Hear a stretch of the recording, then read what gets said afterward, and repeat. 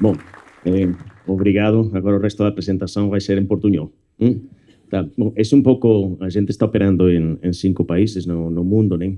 Nosso perímetro de consolidação, onde a gente tem mais de um 51% de controle, é a Espanha, com 46 aeroportos e 2 heliportos. Brasil, onde temos atualmente 17 aeroportos, e daqui a pouco, né, chegará Galeão, e 3 aeroportos lá na Inglaterra. Um deles com um 49%, porque o 51% da propriedade dos 7 municípios que están na región. Então, temos no perímetro de consolidação os 46 da Espanha, os 17/18 aquí no Brasil e outros 2 lá no Reino Unido. Além disso, temos outras participações menores no Grupo Aeroportos do Pacífico, que está presente no México e também na Jamaica, e totalizando, né, todos os aeroportos onde temos controle e onde temos participação minoritária, estaríamos falando entre passageiros embarcados e desembarcados de 467 milhões de passageiros, né? No vídeo falávamos de 384 porque é o perímetro de consolidação. Quando a gente se compara com Brasil, Brasil, passageiros embarcados e desembarcados, estamos aproximadamente uns 250, só para que tenham uma referência do volume. Aqui no Brasil, estamos, como falei, né, em 17 aeroportos, em 9 estados, com diferentes perfis de passageiros, diferentes necessidades, e a gente tem que se adaptar, né? Nossa pasta de aeroportos passa por grandes hubs, passam por aeroportos regionais, passam por aeroportos cargueiros, por aeroportos turísticos, e o mix de serviço que a gente oferece em cada um dos aeroportos tem que se adaptar realmente a essa necessidade. Falando do Brasil, em 2025 movimentamos 45 milhões de passageiros, o que representa um 20% da malha, e com a chegada de Galeão chegaremos a 63 milhões de passageiros, passando para um 28%. Em Galeão agora estamos, depois da homologação pelo CADE, estamos agora no processo de assinatura do SPA, né, do contrato de compra-venda das ações, e esperamos que nas próximas semanas já entremos, né, a fazer a gestão do aeroporto. Bom, aqui vou passar rapidamente, né, por o que a gente, que o assunto, né, da palestra. Os aeroportos são estratégicos, né? Conectam regiões, são núcleos de geração de emprego, a influência geopolítica, né? Essas decisões políticas afetam muitas vezes os impactos que tem nas rotas aéreas, onde tem replanejamentos. Quando lá em março, né, começou aquela crise do Irão, com Irão, de Estados Unidos com Irão, quantas pessoas me ligaram de que tinham filhos, amigos lá em Japão e que não conseguiam passar por Dubai para fazer conexão e voltar aqui para o Brasil, né? Então, tudo isso tem um impacto muito relevante na sociedade, né?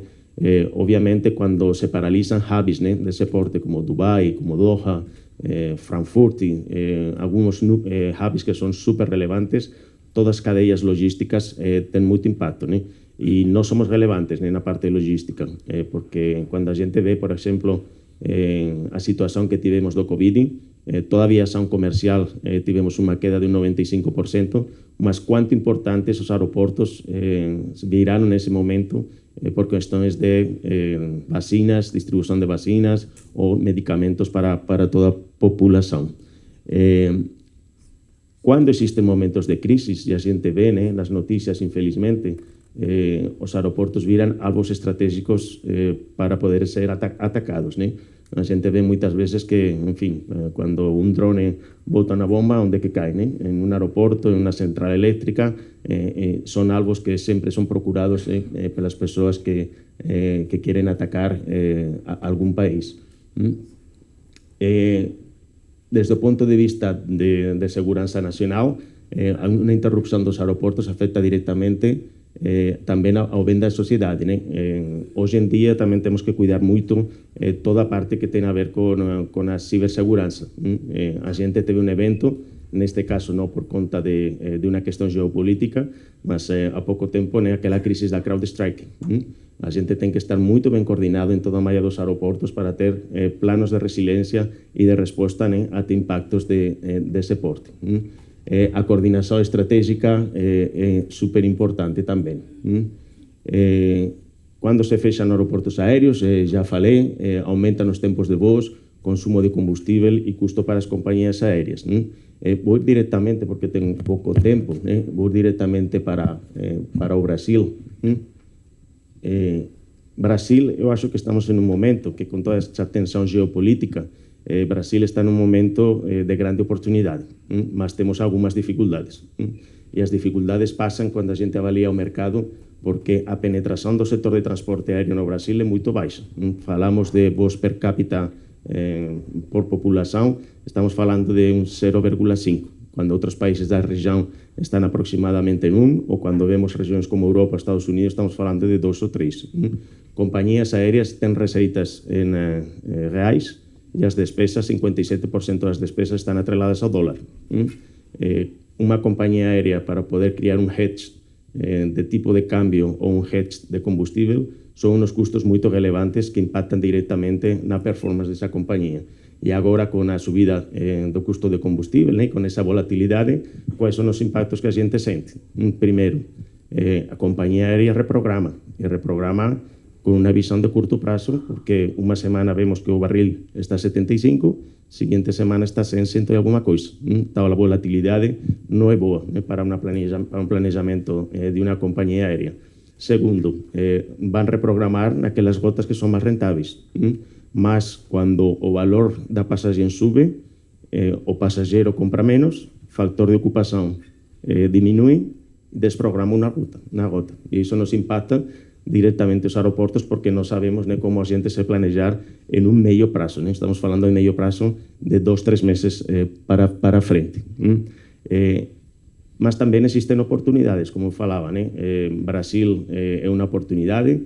Agora, por exemplo, na Espanha, por ser um país que é tranquilo, provavelmente a Copa ajudou também, e estamos no verão, estamos tendo um fluxo de passageiros além do que a gente tinha previsto.